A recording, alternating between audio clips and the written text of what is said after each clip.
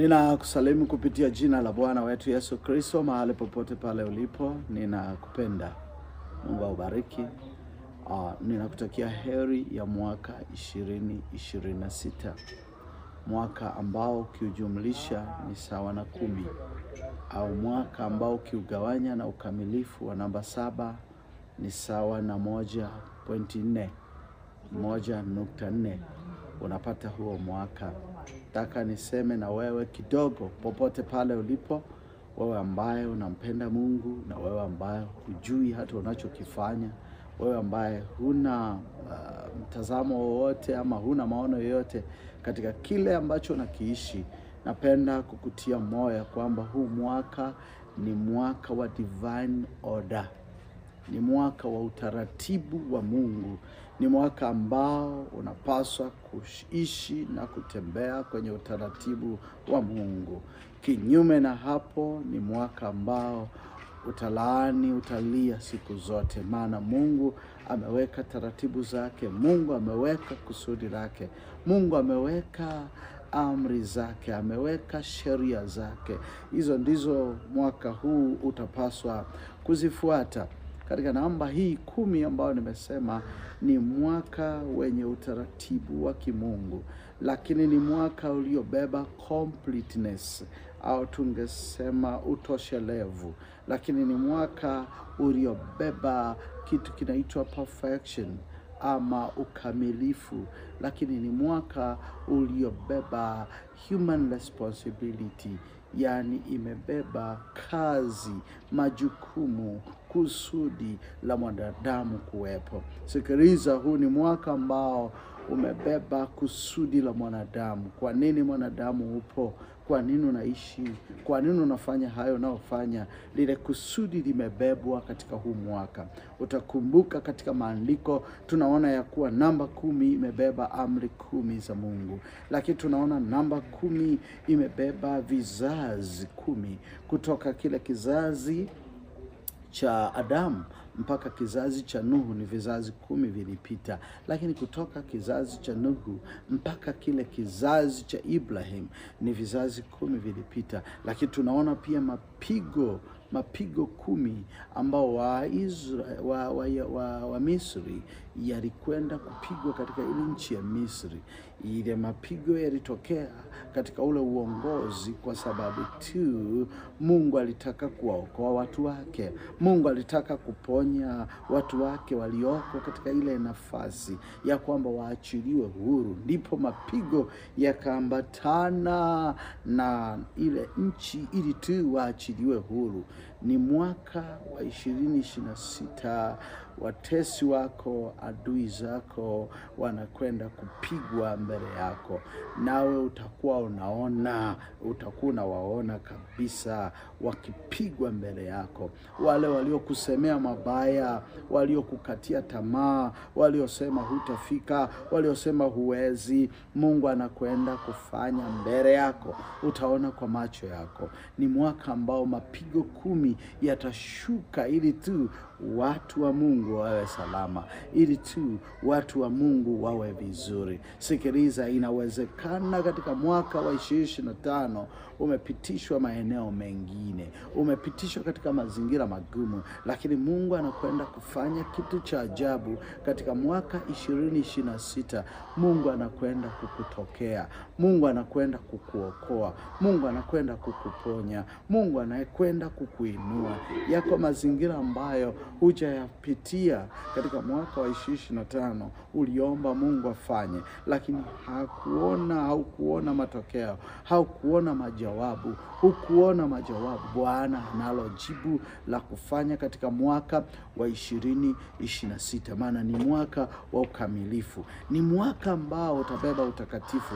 Katika ile Biblia unasoma inasema pembe 10 ama vidole 10, maana yake tawara 10 ama sehemu 10 zitakazo kwenda kushika hiyo sehemu. Sikiliza mpendo wa Mungu, ni mwaka wa ukamilifu, mwaka wa utoshelevu, mwaka wa kuangalia kazi za mwanadamu.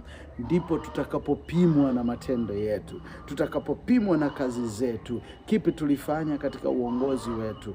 Kipi tulifanya katika nafasi tulizopewa? Iwe kama ni mambo ya kiroho, ama ni mambo ya kisiasa, ama ni mambo ya kimwili yoyote, ama kiutawala vyovyote, unakwenda kupimwa. Ni mwaka ambao matokeo yatakuwa wazi. Ni mwaka ambao yatawekwa bayana, kama nilivyosema, ile divine order, ule utaratibu wa kiungu tutauona wazi wazi. Biblia inasema katika kitabu kile cha Exodus, ama kitabu cha Kutoka, ile sura ya 12 mstari wa 3, na ile Yohana sura ya 12 28-29, lakini pia waraka wa kwanza wa Wakorinto sura ya 5 mstari wa 7, tunaona vile Mungu ambavyo anawekeza katika namba 10.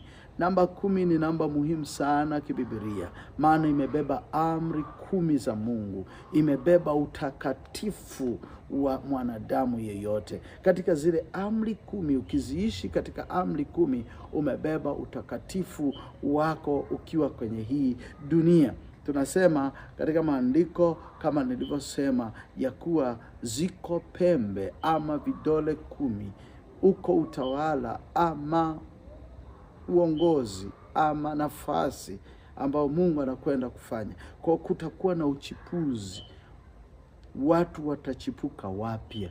Wale usiowategemea kwenye nafasi uliopo wanaweza wakaichukua. Wale ambao unafikiri ni watu wa kawaida kwenye nafasi uliopo wanakwenda kuibeba. Wale ambao ulidhani hawajafanikiwa katika maisha, hawana maisha, uchumi wao umeyumba, biashara zao zimeyumba, kazi zao zimeyumba, kila kitu kimeharibika, huu ni mwaka ambao wanakwenda kuchipuka tena.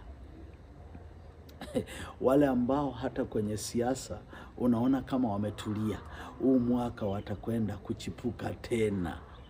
Hao unaona wamepoteza mwelekeo, hawaonekani popote, huu mwaka wa 2026 wanakwenda kuinuka tena. Mungu analo jambo jipya kwa ajili ya ulimwengu. Mungu analo jambo la kulifanya kwa ajili ya ulimwengu wetu na Tanzania na nchi yetu kwa ujumla. Mungu anacho kitu cha kufanya. Huo mwaka ni mwaka wa kutembea kwenye kusudi la Mungu. Ni mwaka ambao hutakiwi kuacha amri za Mungu. Ni mwaka ambao watu watakufa katika mazingira ya kutatanisha. Mazingira ya kutatanisha. Wakati fulani utashangaa, kwa nini amekufa? Amekufa kwa sababu ya mazingira yake. Amekufa kwa sababu ya kile alichokuwa anakifanya. Amekufa kwa sababu ya Mungu yuko kazini, kwa sababu kuna human responsibility. Kusudi la mwanadamu kuwepo. Kazi za mwanadamu ni zipi? Wewe umewekwa duniani kwa kusudi maalumu. Hilo Mungu ndilo ambalo atakuitia kwao. Na ninakuomba sana, mwaka 2026 uwe ni mwaka wa mafanikio makubwa, maana Mungu amekwenda kukuinua na atakwenda kukubariki sana. Ni mwaka ambao utatengeneza historia kuliko mwaka wowote uliowahi kuishi kwenye hii dunia. Hata kama umeomba kwa miaka 99, lakini mwaka wa 100 Bwana anakwenda kukufariji. Ibrahimu alisubiri mtoto wa agano ambaye ni Isaka, na Bwana akampa katika mwaka wa 100 akampata. Alifurahia mtoto wa agano baada ya miaka mingi kupita. Wale wasomaji maandiko wanaelewa ya kuwa alisubiri kwa muda wa miaka 25. Anasubiri tu. Mungu akakupe kile ulichosubiri kwa muda mrefu. Mungu akakupe mke mwema. Mungu akakupe mume mwema. Mungu akakupe watoto, akakupe uzao. Mungu akakupe huduma yako ikapae. Mungu akakupe kazi yako ikapae. Hata kama ni cheo, Mungu akakuongeze kazini. Lakini Mungu akakuinue sana. Chochote ulichokiomba kwa miaka yote, chochote ulichokitamani ukifikie, ile ndoto unayotamani uifikie, Bwana akakufanyia wepesi. Bwana akasimame na wewe. Bwana akakulinde. Mapigo 10 yakawapate maadui zako, kama vile Misri walivyopatwa na mapigo 10 ili tu wana wa Israeli waondolewe, Musa aondoke. Nawe ninaagiza na kuamuru mapigo yakawapate maadui zako, yakawapate mbele zako, na wewe ukainuliwe mbele yao, na wewe ukaondoke ukapite katikati yao ukiwa salama. Wanapohesabu umekufa, wakakuona umefunguliwa, umeinuliwa, wakakuona umepaa viwango vingine. Wanapoona huwezi, wakaone muujiza wa kutembea na wewe. Bwana Yesu asikuache. Ninakushukuru kwamba Mungu atakuwa pamoja na wewe, hata kuacha, hata kukinga, hata kuongoza, hata kusimamia kila eneo. Na yule ambaye hayuko na Mungu, ndio mwaka wa kulia machozi, ni mwaka wa kukatishwa tamaa, ni mwaka wa kufutwa nafasi aliyokuwepo, anapewa mwingine machoni pake. Mwingine ni rafiki yake, atainuliwa rafiki yake, yeye atashushwa. Kama ulikuwa unamsemea vibaya ndugu yako, pendo wako, ni mwaka ambao wewe utashushwa na yeye atachipuzwa. Katika jina la Yesu, Bwana akusimamie kila eneo utakalopita. Bwana akawe nawe, akawe nawe kwenye huduma uliopewa na Bwana, akawe nawe kwenye biashara, akawe nawe kazini, akawe nawe kwenye kazi yoyote ambao Bwana amekuinua, kwenye ukulima na kila hatua. Mungu akubariki sana. 2026 ni mwaka wa heri, ni mwaka wa mafanikio, ni mwaka uliobeba utukufu wa Mungu kwa mwanadamu. Asante sana na Mungu akubariki. Amen.